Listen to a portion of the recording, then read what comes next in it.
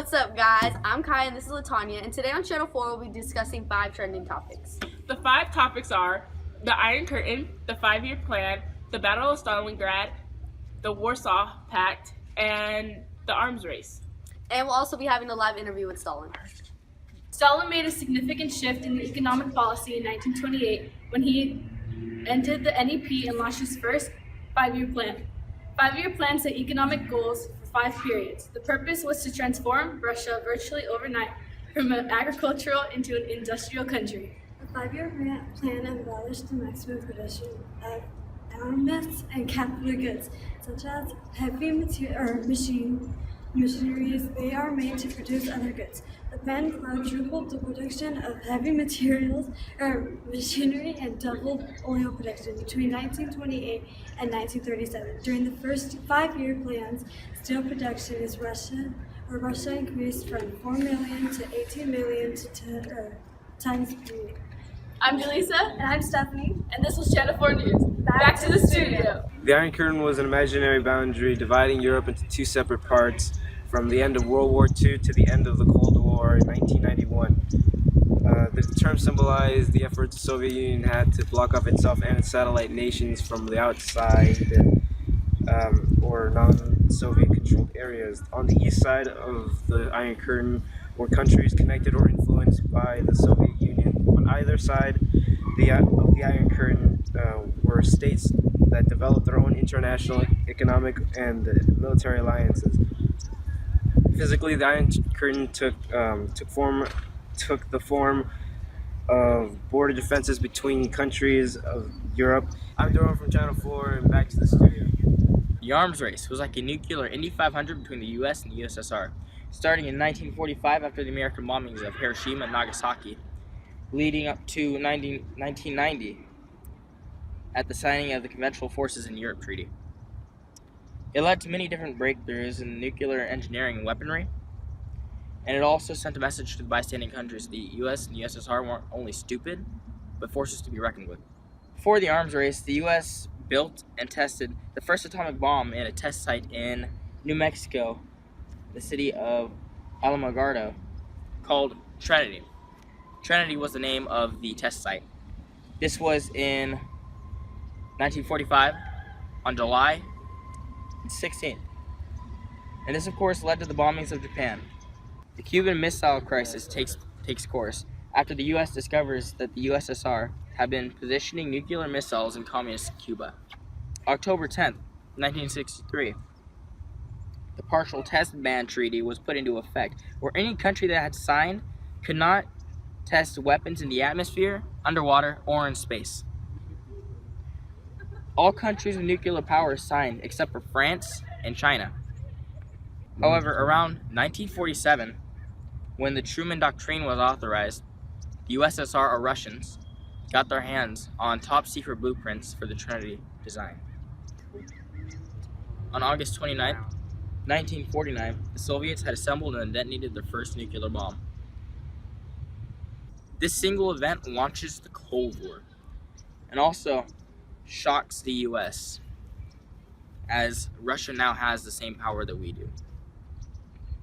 But Truman, in response, authorized the development of thermonuclear weaponry, or as most people know them as, by hydrogen bombs. 15 years later, in 1989, George W.H. Bush is elected president for the US, and taking control of the USSR is Gorbachev. Within 1 year, these two leaders end the arms race by signing the Conventional Forces in Europe Treaty in 1990.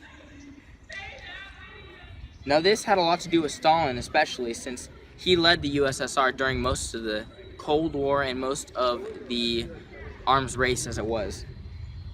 It's just strange to know how far it got and how far it could have went in destroying our world if we would have launched any nuclear weapons at all. Both superpowers were smart enough not to. This is Cameron Allen with Channel 4 News. Back to the studio. Just standing here in my garage with my Lamborghini. But you want to like better than my Lamborghini? Knowledge. And if you have knowledge, then you live in Soviet Russia. Because if you live in Soviet Russia, you too can also get yourself a new Lamborghini like me. And if you have a Lamborghini, that means you have success. And if you have success, you have knowledge. So if you want your own knowledge and your own Lamborghini and your own success, you call the number on your screen, 1-800-999-999-9999. And if it doesn't work, then too bad. You need more knowledge. So, back to your news channel thing. Our topic is the Battle of Stalingrad. The Battle of Stalingrad started July 17, 1942 and ended February 2, 1943. It was a successful Soviet defense of the city of Stalingrad in the USSR during World War II. Russians consider it to be the greatest battle of the Great Patriotic War, and most historians consider it to be the greatest battle of the entire conflict. It stopped the Germans' advance into the Soviet Union and marked the turning point of the tide of war in favor of the Allies.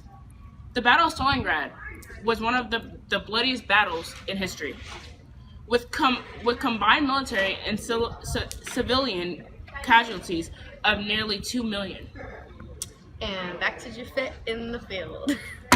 Hey guys, today I'm going to be talking about the Warsaw Pact. It was formed in May 14, 1955. It was a military alliance formed by the Soviet Union. The motto was Union of Peace and Socialism.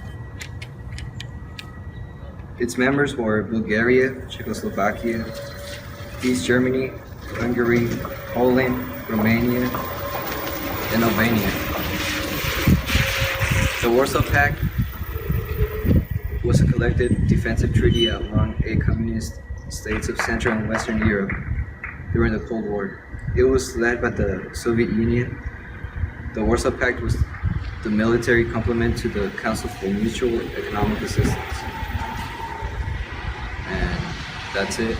This is Jafet from Channel 4 News. Back to the studio. Thank you, Jafet, for that last topic. And now for a live interview with Stalin. So today we got Joseph Stalin in for an interview, the leader of the Soviet Union. Hello. And we're gonna get started by asking him, why did you choose for your country to be communist? I want my country to be better than every other country in the world. Besides US, they are very powerful too. But I want also an economic nation. Why are you trying to turn other countries into communist as well? Because I want to have alles for my nation. Communism should be in every country because no one shall suffer unemployment. What is the point of satellite nations? I want satellite states to have a defense over further Germany invasions. What is your thoughts on the U.S. getting involved in European affairs? I think USA is just trying to make everyone their allies by giving them aids and money. Okay. Well, what are your thoughts on the Marshall Plan? How the U.S. is providing countries that are fearing communism? Well, yeah, that's what I said. They're just trying to make allies, but I will make my own economical aid. It will be called the Molotov Plan. That's all the time we have today. Back to Kaiyah and Latanya. Yeah. This Channel 4 News. Thank you, Ikjot, for that interview with Stalin. This has been Channel 4 News. Bye.